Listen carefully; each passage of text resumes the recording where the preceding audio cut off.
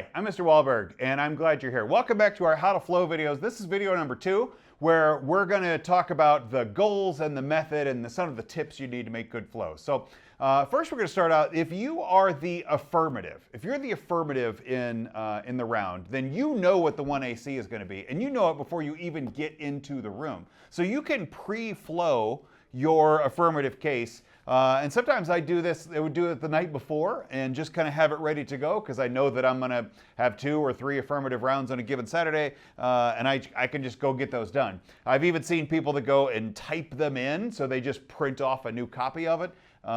Whatever you want to do. But when you're affirmative and you control the round, you own the ball at the beginning of the game, go ahead and pre-flow to do it. Now, if you're going to do this before the round starts and you've got your opponent in there and your judge in there and you're just kind of sitting around, please don't hold up the room. Don't keep everybody running. Just make this quick and get your pre-flow done. Otherwise, you'll just do it during the 1AC if your partner's giving the 1AC, or you'll catch it up right afterwards. So when you start out in debate, you're going to want to flow the tag for each piece of evidence. And that's just kind of where you start with this. So the tag is the title of the card. It comes right before the cite. So there's, kind of a 1-sentence term, and it'll say, that's Johnson in 24, something like that, right? When you're starting out, you just kind of flow the tag as much as you can. The longer you stay in it, you start getting author names and dates because those will become reference. People will refer to the Johnson card. Oh yes, back in our Johnson card, and you're going to want to know what that is when you fight it on your flow onto it. But start out with the tag. You'll eventually learn to get the authors onto it. And then the longer you stay in, you'll even start flowing key pieces of evidence that you're going to want to refer to later in the file. Now, if it's an electronic round and you're using something like SpeechDrop or the file sharing through Tabroom, you can reference the electronic files. Open up that email chain and go see what everybody's doing. You can reference the electronic files that get shared during the round. But here's an important admonition on you. Be careful that you're flowing the round and not flowing the paper, because sometimes people don't read all of the evidence that's presented up there. So make sure that you're actually referencing the speech and that you're not flowing something that didn't actually get said out loud on the round. Eventually, like I said, you'll start getting authors and key phrases from the evidence, but when you're starting, just start with the tags. Please write legibly and clear. Now, this is just some advice. As a coach, I don't grade flows. I know some coaches do, and they want to make sure they're legible onto it. If your coach does that, then, hey, make sure you're getting a grade. But I just look at it as like, this is a tool. Debate is stressful. It's part of the fun of debate that it's stressful, but you're going to be writing under stress, and you're going to be reading this under stress. And if you're stressed out in mid-round, please don't add to your stress with illegible handwriting. Just go ahead and write. So print. Okay, no cursive. I love cursive. I write in cursive often myself, but please, no cursive. Print. And my suggestion is use all capital letters. This is going to slow you down at first. But eventually you will be so much faster writing in all capitals. It's much easier to read. They're hard corners, not rounded corners. If you could switch to all capitals, you're going to level up as a flower. Also, use abbreviations and symbols. Like if I'm writing the United States of America, I'm just going to write that as US. And if it's United States federal government, USFG. I mean, let's just keep this stuff simple. If it's military, MIL, or maybe M with a circle around it. I usually do MIL onto it. Increase is an arrow pointing up. Decrease is an arrow pointing down. Any kind of a negation is a no sign, like it will not create nuclear war. I'm going to write no, a circle and a slash through it. And instead of writing nuclear war, I'm going to write in UK, nuke. So no nuclear wars, circle slash nuke. Does not equal, so like the lines with the slash through it. I might as well just write these down. I've got a document camera here running beside me. So US instead of United States, and USFG instead of United States federal government, and military is just MIL. I've also seen people do M in a circle means military. These are terms that come up in debate a lot, so you might as well just go ahead and learn your abbreviations for them right now. A no sign is any kind of a negation. So like it won't happen, it doesn't happen, it doesn't cause, it won't cause, no tax increase, whatever it's going to be. Any kind of a negation is a circle and a slash line.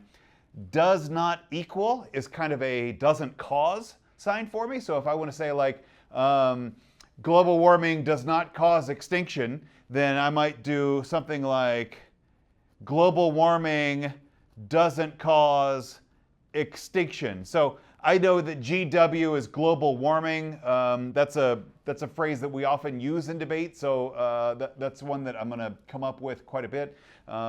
Or if I want to do something like China, I do PRC, People's Republic of China. China is a frequent flyer in debate rounds because it's an important American, the U.S. and China, and really Russia, RUS or R Circle.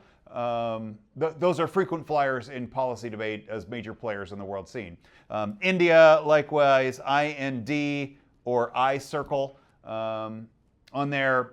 When you get into kind of mechanical parts of the argument, the link, LNK, if you're working on a disad, a link, a uniqueness is just UQ.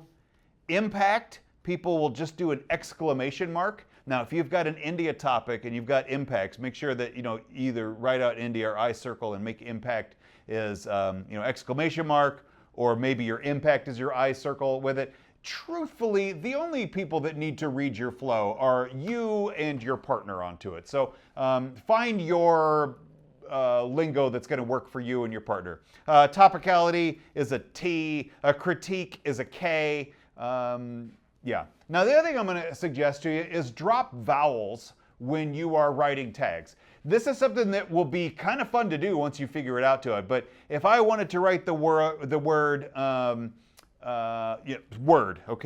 I could write out word, or I could put WRD, and in the 8 minutes later, I probably know what word still means onto it. So dropping vowels on it.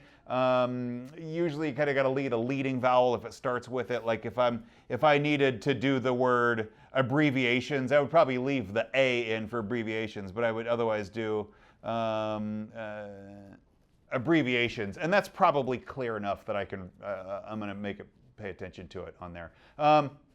Drop minor words, ands, ofs, thes, prepositions, small adjectives that don't help. Just drop them out onto it. People write tags to be really wordy, just actually to make it hard to flow. Like that's one of the techniques that people do is they try to make it hard to flow. So one of the techniques you could learn as a flower is to drop the minor words, abbreviate things out.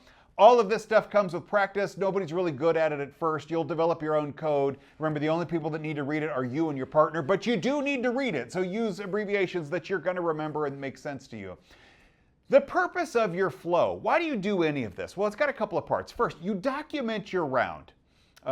You create the document of the round that you are playing, so you know what's going on with it. You also begin to plan your speech. A lot of people prep their speech just by loading cards into a verbatim Word doc, and they're just going to throw the whole thing up on SpeechDrop. But really, you need to kind of have it on a bullet points chart on the flow to it right there. You'll prep your speech, you'll put it into the flow so you know what you're going to say when you say it. People actually start out and they start, if they don't flow, I can tell they're not often good flowers because their SpeechDrop will start scripting things out. They're like typing all of the words up there.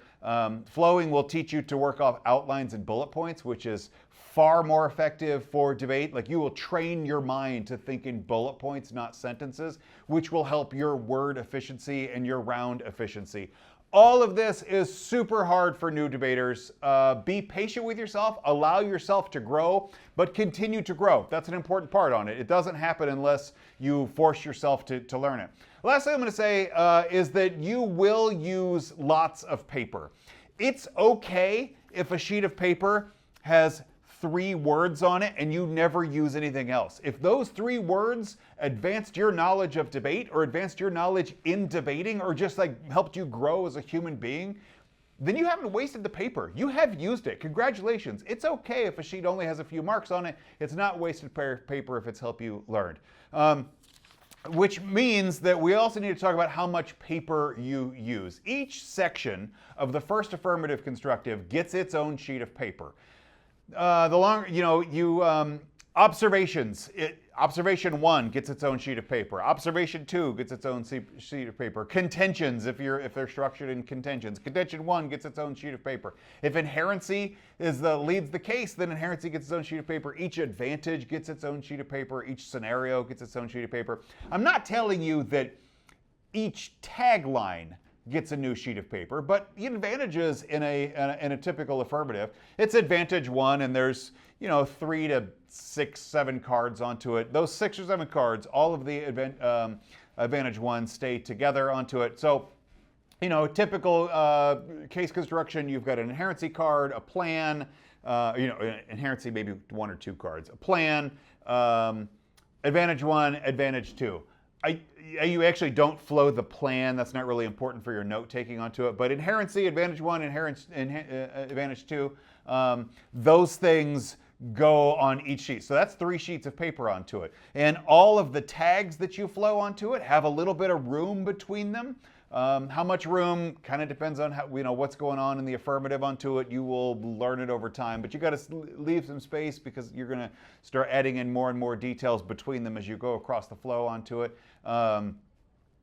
When the negative starts, the neg, each off-case argument gets its own piece of paper. So topicality gets a sheet of paper. A disad gets its own sheet of paper. Critiques get its own sheet of paper, which means that in the course of a debate round, you might be using 2, 3, 4, 5, 6, 7, 8 pieces of paper is not unusual for a round. Debate uses a lot of paper. Remember, the trees work for us on it. Please don't write on the back of your paper. You think that you're saving paper onto it, you will just confuse yourself. Don't write on the back on it. Each speech gets a new column. So the first affirmative constructive gets its own column. Negative 1NC gets its own column. The 2AC gets its own column. The only speech that's shared is the negative block to it. That will show you, as you begin to follow arguments across the page, which ones you have answered and which arguments you have dropped onto it.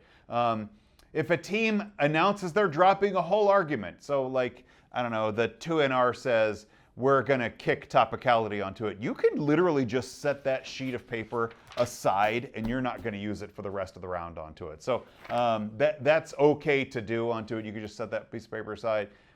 At the beginning of the speech, the debater is going to give you a roadmap, or should give you a roadmap. This happens off time, so you don't start the timer on it yet. But the off time roadmap says what order they're going in, and you're going to arrange your papers that way. So the 1AC, the roadmap might be, you need 3 pieces of paper. And that's really as much roadmap as that you need to give for an affirmative onto it.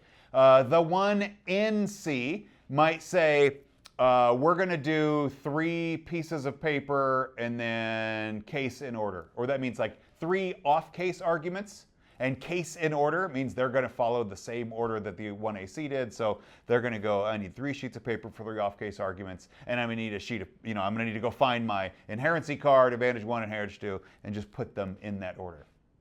The 2AC might start identifying these things out. They say, we're going to start with the topicality violation, or with the topicality argument. I mean, an affirmative wouldn't call it a violation. They would say, we're going to start with T, we're going to do the disad, the counterplan. Those are the 3 off case that the 1NC mentioned. So T, disad, counterplan, and then go case in order. So the 1AC has announced how many sheets of paper you need to flow the 1AC. The 1NC has announced how many pieces of paper they need, like for new arguments, and then what order to go handle the affirmatives.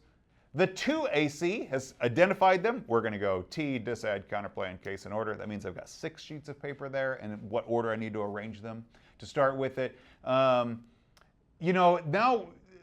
it starts getting a little tricky onto it. The 2NC, here's the first part of the negative block. So they're going to say, the 2NC might say, like, I'm going to spend all my time on case. We're going to go advantage 2, inherency advantage 1. The 2NR might shift things up for whatever reason onto it.